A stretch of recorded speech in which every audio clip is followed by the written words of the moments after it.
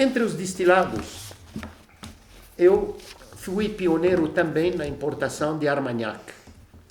Armagnac é um conhaque produzido na região de Grand Bas Armagnac, que faz fronteira com a região de Cognac. Mas ela não pode usar o nome Cognac porque ela não está na região delimitada de Cognac. Com relação ao Armagnac, eu importo duas marcas.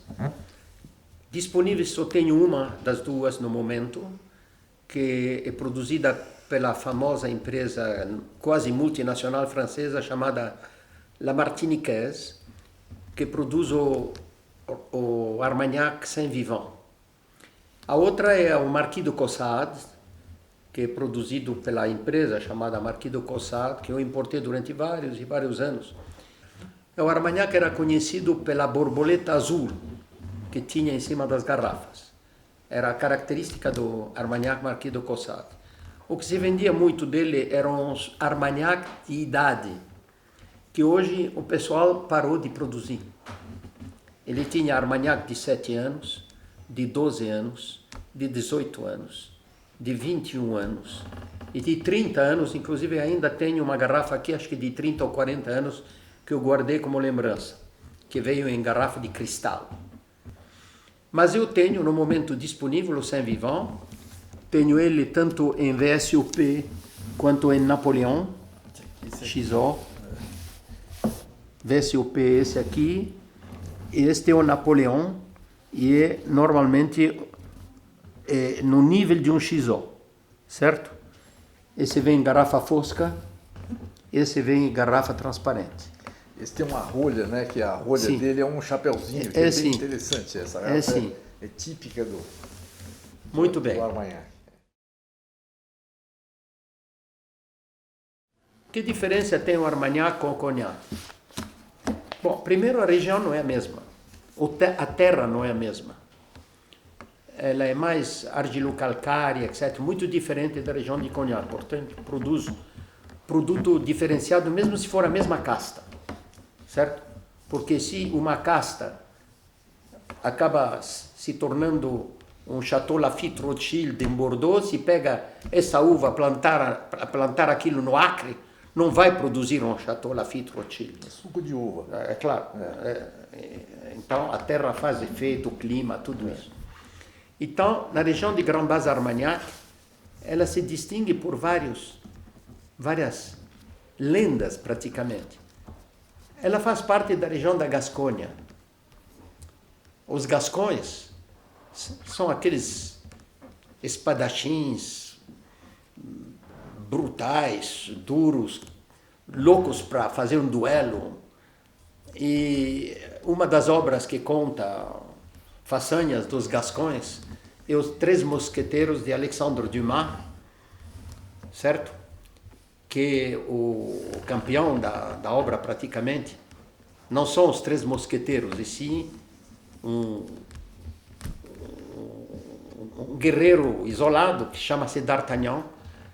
E nessa região de Grand Bas Armagnac, eles têm ainda esse espírito meio altivo, não digo guerreiro, mas meio altivo.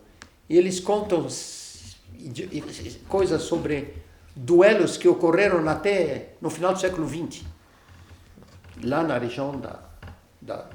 Agora, essa região tem uma tipicidade? Tem.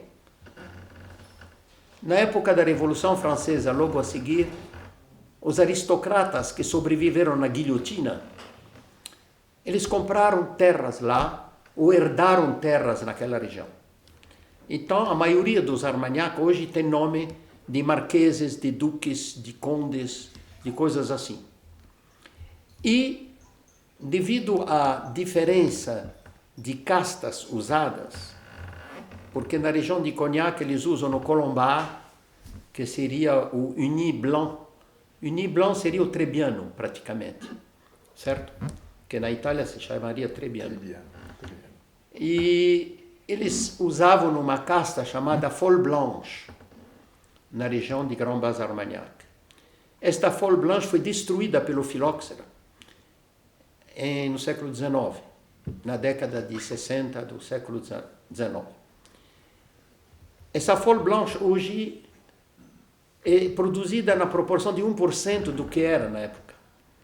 Mas ela produz um Armagnac fora de série. Então eles fazem também assemblagem, etc, etc. E eles usam 4 castas na região de Grand Bas Armagnac, enquanto que na região de Cognac uma só, que é a Colombar mesmo. E essas castas têm, naturalmente, aromas distintos uma da outra. Por isso que o Armagnac é uma obra de arte. Em que sentido? É que o sujeito que faz a mistura dos Armagnac tem que ser um grande mestre. Isso lembra uma coisa. Eu cheguei a representar no Brasil vinho do Porto Adriano Ramos Pinto, que entrou no Brasil em 1880 e se manteve durante mais de um século. Eu representei Adriano Ramos Pinto durante 22 anos. E um dia eu perguntei para o presidente da Adriano da época, o João Nicolau de Almeida, considerado o maior sommelier de Portugal, qual é a diferença entre um Porto Tawny e um Porto Ruby. E a resposta foi essa. O Ruby é um vinho. O Tawny é um vinho do Porto. Porque é assemblagem de vários anos. Num Tawny pode haver 1% de um vinho de 80 anos. Pode ter uns 3, 4% de um vinho de 40, de 50, até chegar no equilíbrio. Tem que ser um grande mestre para poder catar esses vinhos que ainda estão nos estoques dos viticultores portugueses, para fazer um Tawny dentro de um determinado nível de aromas ou de qualidade. Pois o Armagnac é o Tawny dos conhaques. É o Tawny dos conhaques. Precisa de ser um grande mestre para fazer o casamento das 4 castas, enquanto que no Cognac ele se diferencia pelos terroirs. Tem classificações pelo terroir. Se é velho, se é menos velho, se é mais isso, mais aquilo. Enquanto que no Armagnac, normalmente todos eles seguem a mesma teoria, eles se diferenciam pelo produtor, é claro, mas cada um tem sua tipicidade. Depende do maître de chai que produziu o produto. Certo? É por isso que os Tawnys em Portugal não são todos iguais. Né? São todos diferentes. O Ruby é de uma safra só. Dá para ter comparações. No Tawny não tem como comparar. Mas eu consegui uma façanha por último. São qualquer bebida destilada que tenha mais de 54% de álcool. Eu quis importar o famoso absinto, a fada verde, aquele que dizem que Van Gogh bebia e que quando numa dessas bebidas que ele tomou, ele se cortou a orelha. Não é verdade, ele não se cortou a orelha, se cortou só o lombo aqui. Eu faço essa reserva porque o pessoal fala que Van Gogh se cortou a orelha. E eu importei o absinto. Só que o absinto na origem é com 69 graus, 77 graus, 84 graus de álcool. Absolutamente impossível de se importar pela legislação normal. Eu mandei fazer um absinto só para o Brasil, com 53,7%. E ele vem nos estojos mostrando Van Gogh no momento da alucinação. Em vários pedaços da embalagem consta ele de um lado assim, na embalagem do absinto, que vem inclusive com um garfo, onde o pessoal que bebe isso coloca açúcar mascavo para diminuir a potência. Então cai gota a gota, queima o açúcar. Põe a fogo no Armagnac, né? No Armagnac não, no absinto. No absinto e ele vai... Exato. O açúcar vai derretendo. Exato, né? o açúcar vai derretendo. Eu tenho inclusive esse garfinho, essa colherinha. O garfinho vem junto na embalagem. Muito bem.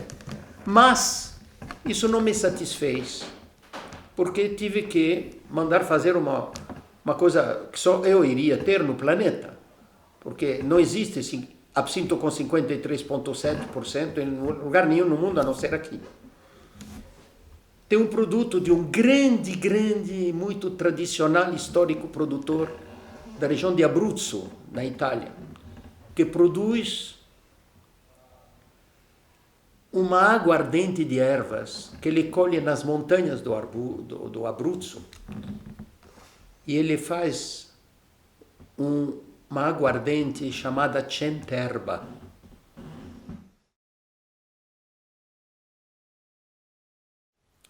Só que a Centerba original, feita pela receita do bisavô dele, em 1819, ou não sei se estou enganado, se é o trisavô ou o bisavô, mas enfim, a história começou em 1819, então estamos em 2022, deve ser o trisavô, na minha opinião.